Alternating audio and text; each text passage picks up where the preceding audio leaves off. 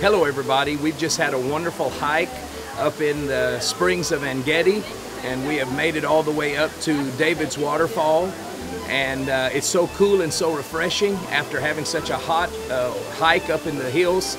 The kids are having a good time in the pools, and we are remembering some of the exciting biblical things that took place in this area. We know for sure that David was hiding in one of the caves of Ein Gedi when Saul was pursuing him. And I think the scripture records that he sent 3,000 men into these hills to find David, to confiscate David. Of course, we know how the story ended in the Bible, but David was God's man for the hour. But we just want to say hello to you and send you lots of love and greetings from Ein Gedi, Israel. And thank you for helping us to get here. And we just are having a wonderful time. We're sensing the presence of the Lord wherever we go. And we don't even know all that God is doing in us.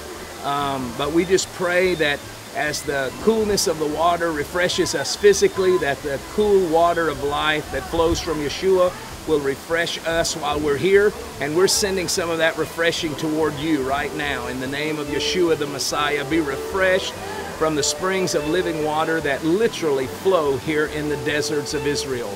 God bless you.